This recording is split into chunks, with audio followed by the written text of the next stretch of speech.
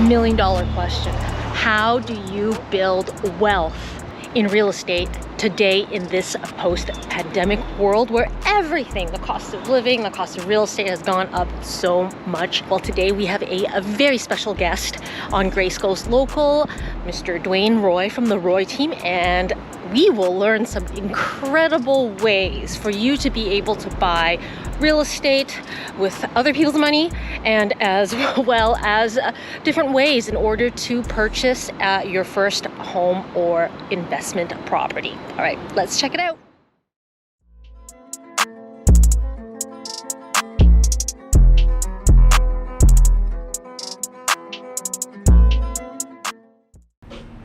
Okay, welcome to another episode of Grace Goes Local. Today we have Mr. Duane Roy from the Roy team. He is a mortgage agent extraordinary. And the reason why I have him today on the show is because not only does he do mortgages, he also has a background in accounting and financial planning. So when you have somebody well-rounded like that, they can advise you not only on getting a house, but just looking at the overall picture. And that's why I have him here today. So world, here's Duane. Well, thank you, Grace. Thank you for having me. Really appreciate it. Looking forward to talking to your audience and yourself about mortgages and really just building wealth through real estate. Yeah, I mean, tell us about your business, how you've set up your team. Yeah, so the business stuff, I've been in mortgages for about 6 years, but I'll back up and just tell, I went to Schiller School of Business, went there to be an accountant. I'm way too fun to be an accountant, but I still took the same tax course all accountants take, and I had my own tax firm for 20 years, corporate tax, individual tax. Wow, corporate and individual taxes. Yeah. So technically speaking, if you're doing a mortgage and your mortgage guy doesn't know how to read a tax return, you could be in trouble. It's a very good way to get mortgages done through taxes on adding stuff back, right? And actually, technically speaking, even the banks don't understand how to read a tax return, so I have to explain it to them when I do my clients. So having an accounting background is very useful for mortgages. Well, I bet. Yeah. Knowing your numbers, because I do have clients asking about their account. I'm like, well, that's an accountant question. Go ask your accountant. But, you can help with both. 100%. Yeah. And secondly, then I went to financial planning. I got my Canadian securities course, personal financial planning course, and certified financial planning. It's a pretty good designation, and it helps with mortgages because it's not even just about getting a home. It's how do we get there, because everything's about timing and preparation. If someone can't get there today, how do we get them there tomorrow?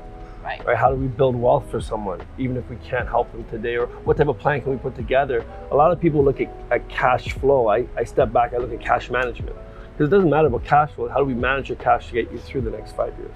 And it's a different way than most people look at investing or mortgages. And that makes sense, because when you buy a home, it's not just that one moment.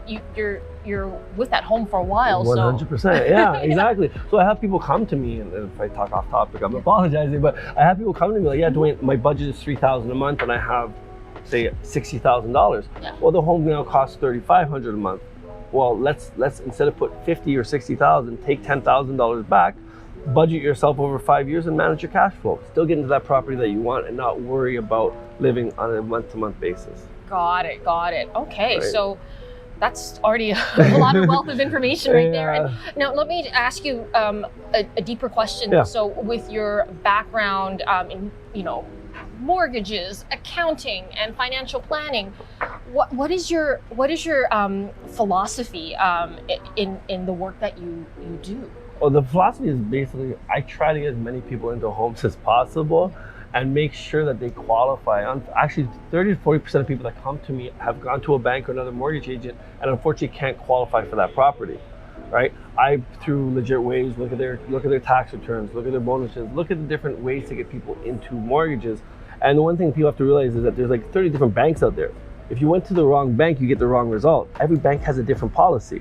And if I can go into it a little bit deeper, as we're both self-employed, say we make $200,000. Doesn't matter. We give it to our accountant, it goes down to 100. There's some banks that only allow you to have the $100,000, so therefore you qualify for that. Some banks allow us to do something called a gross up, and now our income's $115,000. Other banks allow us to do something called an add back, so you can add back your car expense, your business use of home and stuff. Now we're up to 130. And there's other banks that allow us to use the 200,000. All banks are good, all banks are legit, they just have different policies. Wrong bank, wrong result. So my main thing is to try to get people into homes, because to be honest, it's the best way to build wealth. Through all my financial, I've done stocks, options, everything. There's nothing better than buying real estate, and I feel helping people get into it is the best way to help them build wealth. Right, right. And yeah, no, and that's the $1,000,000 question that we are going to ask today. And that is, how do we build generational wealth through real estate? Correct. Right? Yeah. And tell us about that and how we can build money or build wealth in the long term. Correct. Yeah. My main thing is I always tell people the hardest thing is getting your first purchase, right? And you do have to sacrifice and you have to think outside the box, especially now within Toronto, right?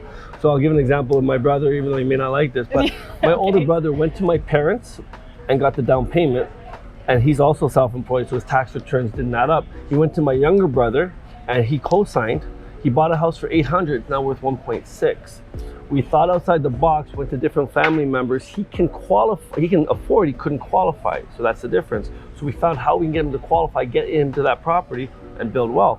From once you get into a property, even myself, I bought my first property, I keep refinancing and buying more properties. I've already made the sacrifice to get in. And once you get in it, you can build wealth through that. Right. So, and that's a really good point that you make, because a lot of people often feel that they need to save up and buy their dream home. Mm-hmm. So I guess your answer is that's not recommended. Well, you definitely want to save, you definitely want to do things, but it's try to get there as soon as possible, because you'll never save up to catch up to the market, a general market. So just say, for example, you have a $500,000, $600,000 property you want to buy. It goes up by 5%. That's $30,000. You're not saving 30. You're not going to make that, right? And not to mention your property is tax-free or tax deferred, and to save $30,000, usually you have to make $54,000. It's and then it's a lot of money. So it's getting into that property, building wealth and building equity and going from there, right? So yeah, you do have to save. And also, as I said, go to family members, goes to parents, like do certain things to get it. One thing I always tell people is that if I went to my mother and I said, Mom, I can't afford this house, can you help me? She's gonna say, absolutely not, go somewhere else, son. But if I say, Mom, I can't qualify because of the government rules, regulations, that's a different conversation, right? And we need to have that conversation, because again, it's about qualifying, not affording. And if we can budget you as a financial planner and make sure that you can afford, now it's how do we get you to qualify? So you see a place that you love. I mean, what's the best way to approach? What's that one line you would start with, say, a family member? To a family member? Yeah. Well, to my parents alone, like to throw it out, the parents now are wanting to help kids. It's the kids that don't have too much pride to ask for help sometimes, right? And at the end of the day, my parents bought their property for $35,000. It was worth 1.6, right? They know the value of buying real estate. They've seen it, they've experienced it, ups and downs through the markets, through the 80s. They've had a property for 40 years that went up, huge up. They want to help their kids. Now the kids are gonna just have to say, Mom, I need help. Can you help me out? Dad, I need help. Most of them will say fine, right? And it's not as if you're asking for money. You're either asking for help through, for example, the parent has a mortgage of zero mortgage, $1 million property. You say, listen, can I put a line of credit on your property? I'll pay for your line of credit and my mortgage. I'm still paying for two of them. I just am able to qualify now. I'm not putting no financial burden on my family. I'm just asking for help to get over a qualification mark that doesn't make sense to me.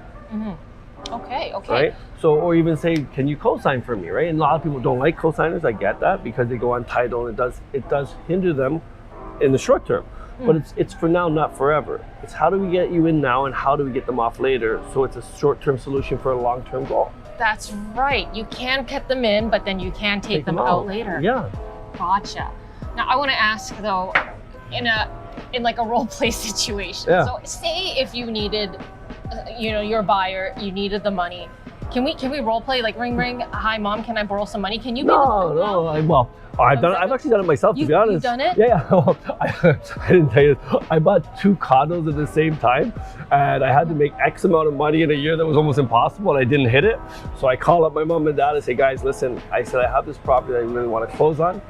I said right now I'm short by this amount of money, and would you be able to get a line of credit and I'll pay for it? But it's going to allow me to get this property and build some wealth. I'll be able to pay you. I have a whole plan in place. I'm not just going and asking. I'm going to go ask for money, tell them how I'm going to pay them back, tell them how it's going to work, and make sure that they're okay, right? So when you ring, obviously it's not, I'm not going to do it on the phone. I'll do face-to-face. It's a lot better when you're asking for money. Oh yeah, face-to-face. Okay, so there's a note there. Do it face-to-face. Face-to-face is always better. Okay. But just say, listen, I can afford this home. I just can't qualify. Will you help me? And that's a totally different conversation, as I said, right? And like most people realize that this stress test is something to stop people from buying, but it's something that we can get around through help. Yeah. If that makes any sense, right? So it's like, I said to my mom and dad, I said, guys, like I have 2 properties. I didn't make it. I said I can let this one go, but I like to qualify, right? And my plan is that if you can give me a line of credit from your house, I'll pay for that because I can afford it. It just helps me put the down payment and allows me to get into that property.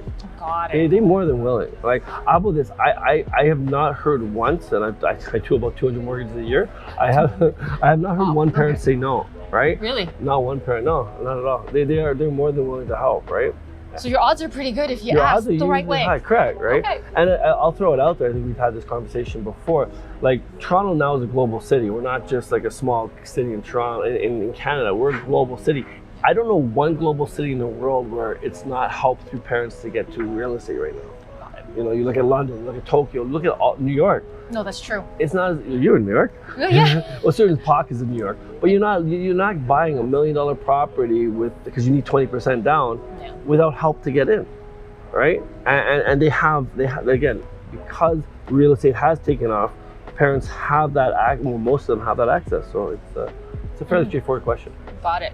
And then and we're talking about gender. So once you acquire that property, right? I mean, I've heard success stories of people doing that, and then even 20 years later, they have purchased investment properties for their kids, and then also be able to buy dream homes. When do you start thinking about that? Like, when do you take that and try to build your real estate portfolio? Well, you've gotten your first home. Yeah. What happens after that? Okay, I'll tell you my story. Yeah. So I actually bought in a Bradland. I always say Brad because I do love that guy. But I bought a Bradland pre-construction. I bought it, no problem. I bought it for $700,000 in our pre-construction. When it came out, it appraised for $900,000. So the first year, I already had $180,000 built up for it. It went up another $50,000 or $60,000. As soon as I was able to, because some banks, you have to own it for 6 months.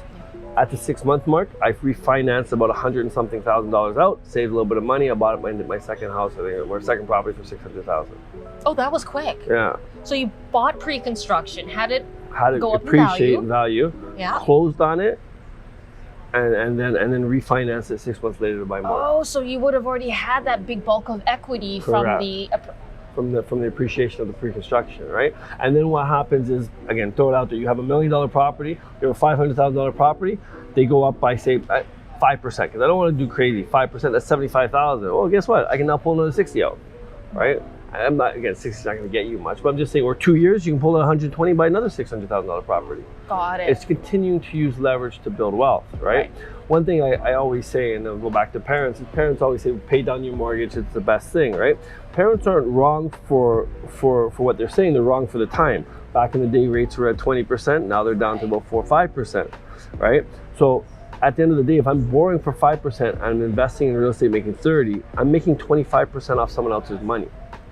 Yeah. It's an unbelievable thing. I have absolutely nothing involved, but I'm making money off of it. It's just making sure you make a financial plan good enough to survive the cash flows. Got it. Right? And I'll throw it out there again. And this is why I used to be a financial planner, so I did stocks, and I do think stocks have its place. But the reason why I think real estate is, one, the leverage on it, you can't get through stocks.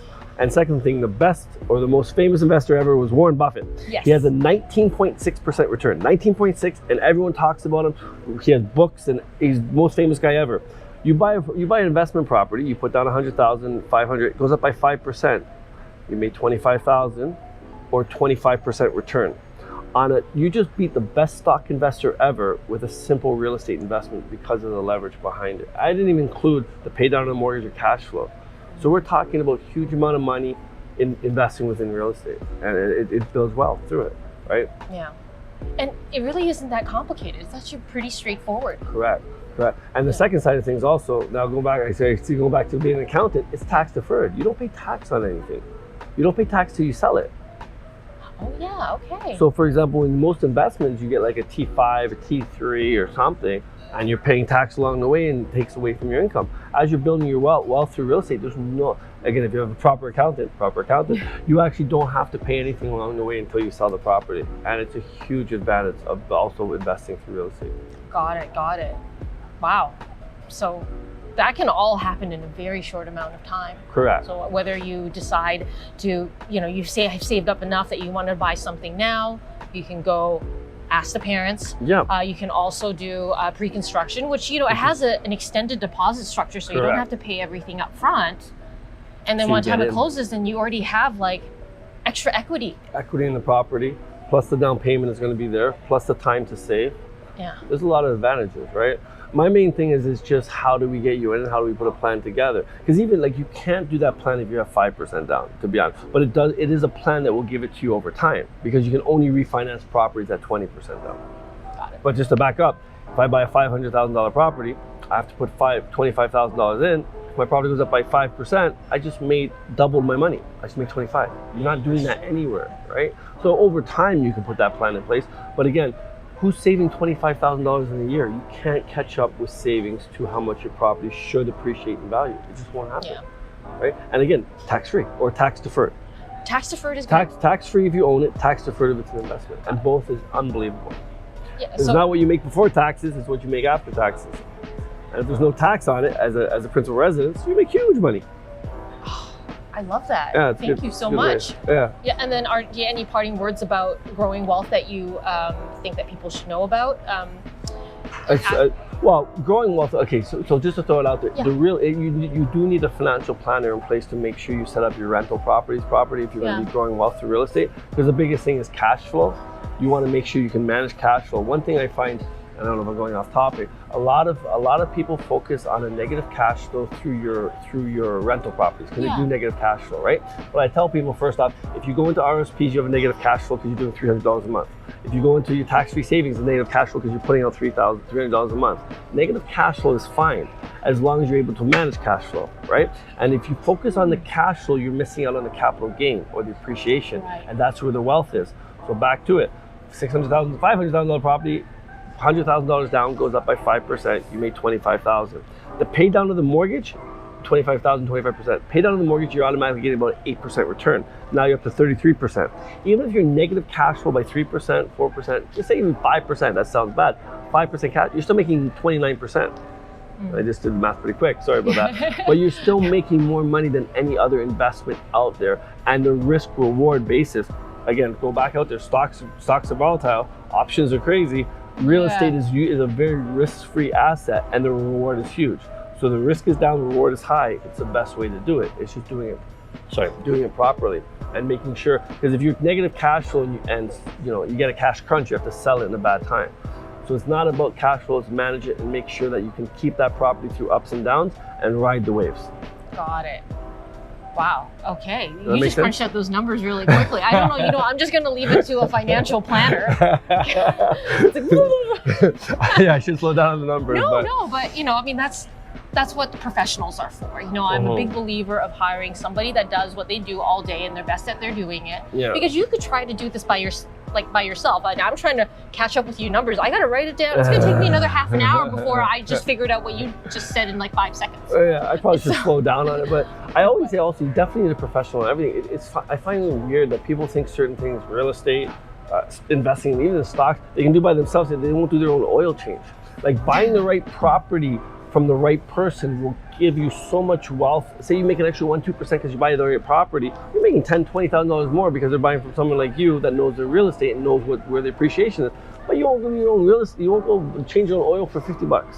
So you'll try to do your own real estate, try to do your own mortgages, try to do your own investing, but not your own and you're gonna lose tens of thousands of dollars, but you won't. You know what I mean? It doesn't make any sense there. So you have to go through professionals. No one will know or be able to read as much as yourself or even myself. To throw it out there again, my destinations are huge. I've read over 1,000 financial books because I have nothing better to do. You can't beat a professional whose full-time job is to look into that if you find the right one. And you're fantastic. I'm pretty good. So we have the right team here. But all I'm saying, you find the right professional, you're gonna do so much better than trying to do it yourself. But it's the people that the normal person, everyday person, has a bonus, has write down, is self-employed. That's where you need a professional because you're someone that should get a mortgage, but most people don't know how to get you a mortgage. That's true. And not everybody's a 9-to-5er or makes a lot of money in bonuses every year. 100%, right? And even if you did, you should still see a professional. 100%. Yeah, and then on the second note, as I said, it's also, okay, let's think outside the box. Let's bring parents in, let's do a financial plan. Or here, I always tell one person, like, if you have money during RSP time, $40,000, in your 50% marginal tax bracket, you put into your RSP, you get back 20, now you have 60 for a down payment. You may need that extra 20, but most people don't know that. So it's small tips to get you somewhere bigger. Yeah, absolutely. Yeah. Now, I want to switch up the conversation a Let's little bit. do it, I want to learn more about you. So, you know, nobody ever grew up saying, hey, I want to be a realtor when I grow up. And I'm sure nobody ever grew up saying, I want to be a mortgage agent when I grow up. So how did you become, I mean, yes, I see from accounting to financial to mortgage, like what was the story of saying, yeah, you know what? Because now you have a successful Pure team. luck. Okay. Pure luck. I'm sorry, pure luck. I love your honesty. Oh yeah, well, you can cut stuff out if you want to. But like, I actually was a really good soccer player. I won the Canada Cup, USA Cup. I was playing soccer all over the place. I thought I was going to play soccer for a living. Dislocated my kneecap in a tournament, and that went out the window.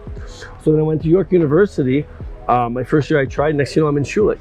I actually barely got into university, tried my first year, and then I was able to get A+ and went to Schulich. Wow. Through that. That's a great school. Yeah, it's not bad. And that's where I got my accounting background. And it's in regards to financial planning, I asked my parents to talk to their financial planner. After talking for 5 minutes, they offered me a job. I'm like, all right, let's try that. So then I became a financial planner.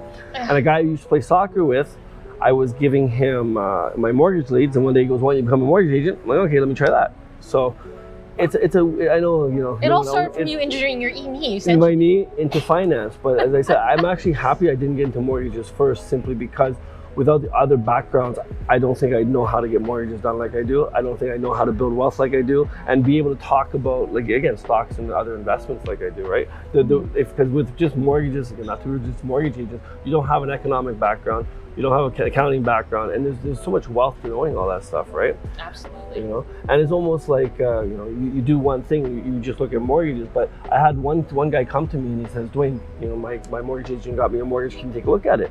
I said, well, this job, you got you a mortgage, but because the way he set it up, I go, your parents are going to have to pay an extra $50,000 of tax down the road.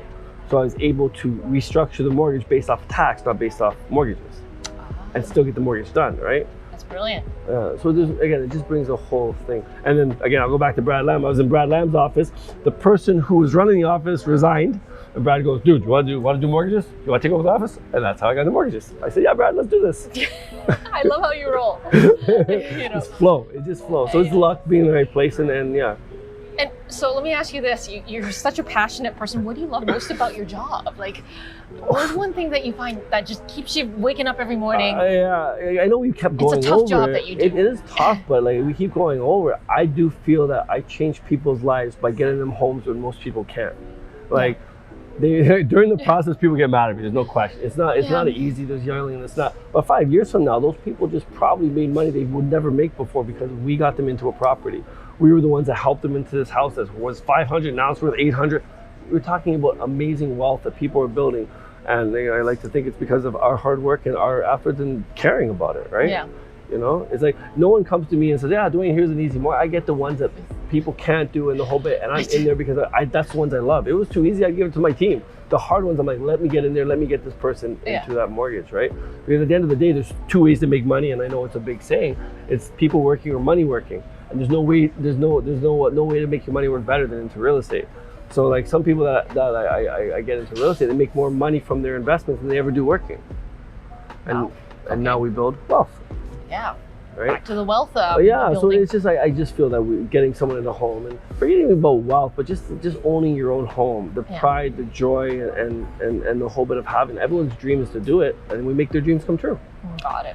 And what about Toronto? So I mean, you know, nowadays we can work anywhere we want. Why Toronto? And also, what do you love most about Toronto? Yeah. Oh, I love Toronto. Toronto's amazing. I grew up in Scarborough. Okay. Up that way. I moved downtown Toronto basically. I was working with Brad. I just love the city. I love the life. I don't drive. I can drive, but I don't. I can walk anywhere I want. There's groceries, there's entertainment, there's fun. There's even if I don't even want to do well, I just sit at home and enjoy the beautiful Toronto view. There's a lot. There's so much to do anytime you want it, and I just like the city. Got it. Yeah. So I used to be fun. You are still fun. No matter how bad the deal goes or late is, that you're always. There's always a way There's to always do it. positivity, and there's always a way. There's And always I a way. absolutely We love don't that give about up you. if we know. It's, as I said, sometimes during the process it's hard and people get a little angry, but afterwards it's worthwhile to go through that, because as I said, we go through some pain for some gain, and the gain is having a real estate portfolio. So how do people best reach you, Roy? Like what's the let the audience. I have my email, Duane@theroyteam.com. Yeah. Phone, I actually phone better because just throwing out, I don't know if you've seen, I broke my fingers. Oh. So I can't type. So it's always better if you call me, because I'm better with that. Most people like that. Okay, well, Call or text Okay. 416-918-3410. I'm more responsive because I can't type. So there you have it, Duane Roy from the Roy team. So if you wanted to talk to him about mortgages, about building generational wealth through real estate, give him a shout. The link is below. You can just give him a call, which is probably call, not text. and there we have it. So this is concludes this episode of Grace Goes Local. LG, baby, happy days. And don't forget to like and subscribe our channel and get in touch with him, even if it's just to have a little conversation. Like Duane is super accessible, and I don't think I've ever heard you say no. There's always a way. There's always a way with Roy. Always a way. Always a way. Timing, preparation. There may not be a way tomorrow, but there'll be a way maybe a month, 2 months, a year, but there's a way. Exactly. And let's find it. All right. Until next time. Better.